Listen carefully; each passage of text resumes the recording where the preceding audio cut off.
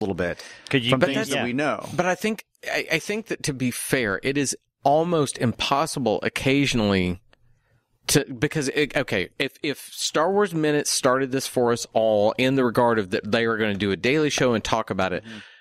They did not do the whole thing where no one had seen it before. Both those guys had seen those films, and they will touch on, hey, this minute means this, and that's going to happen here.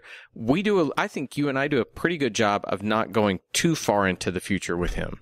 Yeah, I make my notes 5 minutes at a time, so I will watch a week's worth. I'll make it a minute's worth of notes at a time, but over the course of a day, will watch 5 minutes worth of movies from Monday through Friday. But that's about as far as my knowledge goes. I know what goes up till Friday. But from the audience watching it for the first time, and we're going through these minutes, we're now trying to figure out what these characters are doing, what their motivation is going, and therefore we're trying to think like, what is the president doing at this moment? What is Hasline doing at this moment? We've debated early on whether Hasline was a villain or not.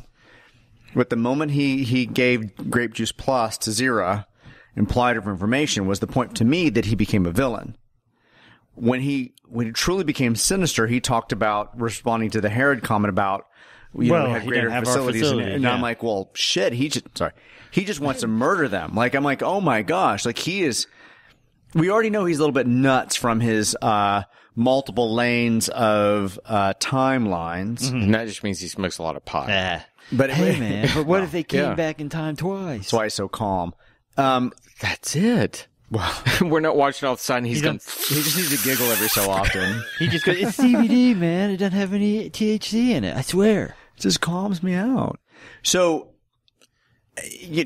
I'm trying to watch this character progress from the lens of only seeing it for 45 minutes, 46 minutes. And I needed, most movies kind of put their villain out there in front early on, and you kind of follow the villain plot as well. A lot of them do. You'll also watch somebody become a villain, and that can be a very interesting thing. Yeah, and I'm not sure we're watching him. Are we watching him become a villain? No, I don't think so. I think they're just revealing it slowly. Okay. I don't think this is one of those kind of films. It's going to be, is this the one where in the last 20 minutes I find out that his family was killed by a pack of chimps, and that's why he hates these apes, and he's going to kill them no matter what? We're not telling you. Damn it. So I have to ask this, and I'm asking it for the audience and also for me. You watch these 5 minutes at a time. Have you ever jumped ahead and said, I'm just going to do 10 minutes because I want to know so badly what happens next? No. Yeah, that's kind of what I thought. We just talked about it earlier, yeah. I'm just curious because, I mean, look, they are good films, and it's hard for anybody. Well, they're good films. Two of the three are good films. Come back and pull that back because how much you didn't like Beneath. They're good films. Circle around to that. Let's loop back to that scene here. I recently I got to talking to a good friend, and his girlfriend's son is a Planet of the Apes fan. Apophile. And his name's Luke. Good kid. Hi, Luke. Hi, Luke. And they listened to it together, and I said, have you let him listen to what we did to Beneath? And he's like, no. But this friend also recently watched straight through Planet Beneath and Escape, and he's like, I don't know how you guys made it through Beneath. And I was like, I don't really know either. So it's the shortest one. That's what helps. It's, there's an element to which really interesting, fun sci-fi, even if it's not good, is watchable and enjoyable. I can watch some bad sci-fi and still be into it if the costumes are great, the characters are big, stuff happens. I mean, Beneath when we break it down, it's not a great film, but when you just kind of watch it on a casual thing, like, wow, I just watched some shit blow up.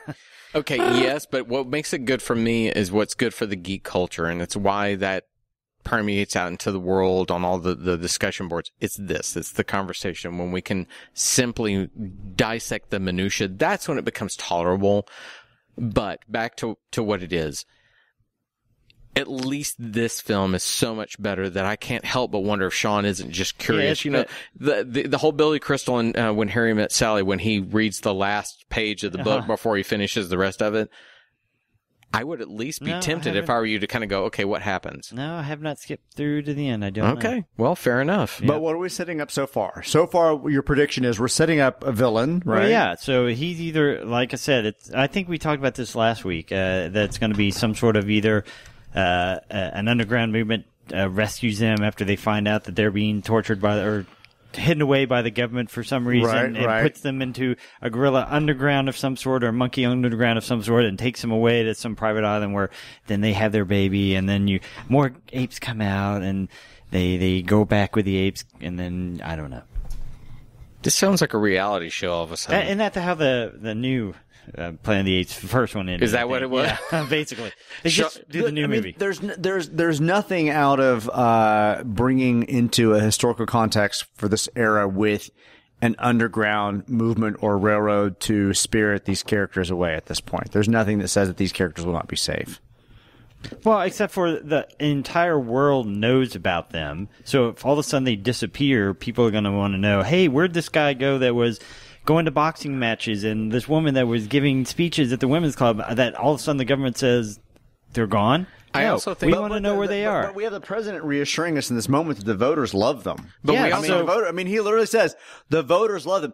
Notice he doesn't say he loves them. But he says the voters love him. We have two movies preceding this that tell us that they end with danger. One, the Statue of Liberty stands as a forebearer to, oh my God, they blew it up, damn you all to hell. And the next one, they blew the world apart. And from what these movies don't exactly have Hallmark card endings. I'm sorry, did you not see the painter and the painter and the painter and the painter and the painter picture? And there are these multiple lines in which one person crashes in one timeline but doesn't avoids the crash in the other timeline. Hey, Sean. I mean, I'm just saying, Hasline is already in this moment saying, let's take care of them now to prevent this future. But he's already said the future has multiple timelines. Mm-hmm. Like, dude, I love it when Richard looks at me like this, like, hey, dude. What if they have kids, but then if we stop them from having kids, it's because we made them have kids. I don't know, man. But I mean, more of this is the next minute. I mean, I feel like there's more of this conversation, but we're kind of... Okay, fine. We'll stop right here. Let's go to Wednesday. Did you have more you want to say? No, I like the president a lot. I like I like him a lot. He's the voice of reason at this moment. I don't want to take into bashing our current president. I don't care whether you dislike this president, the one we've had before, but the idea that when I grew up, the president was the voice of reason, the unifying, whatever party it was, that was a person you trusted. And whenever that fell apart, be it the 70s and on, when I watched him, I was like, oh, man, why can't you be our president? I really did think it because it was just calm and, hey, that's not a good idea. Well, think about this. What's practical? Well, here's the basis of evidence we have. Let's move forward. It was kind of terrifying when Hasline says, do you want them and their progeny to dominate the world? Yeah, and I'm going, first of all, right now, there are only 2 of them and a pregnant ape. Where are they getting more intelligent apes to have kids even with? His, like crazy, this is the future... He's now have to accept the fact that they've come back to the past, so the future becomes the past, and therefore he can influence the future. Like our insane, crazy, mad scientist is not recognizing the fact that we now have the starting event for the future, but it came from the future coming back to the. I don't know. It's all 12 monkeys, man. That's because Francis Ford Coppola has not made Peggy Sue Got Married yet, so he doesn't understand the burrito theory of how time constantly overlaps and touches itself. Time is all wibbly-wobbly, timey-wimey. Sean and I can go completely along with the time travel quotes. Wait, are you trying to say that Back to the Future is bullshit? Okay, I think that does it. We'll be back tomorrow with minute 48, correct? Yes, that's where that was such a, even though that was only, we're up to about 24 minutes now, that felt like a deeper, longer conversation where I don't even know where we are in the week. So that's why I look at Sean and goes, is it 48 tomorrow? Yes, it is. We'll be back with minute 48 tomorrow. On Wednesday. For Richard and Sean, I'm Todd. Have a great day. Bye. Bye, everybody.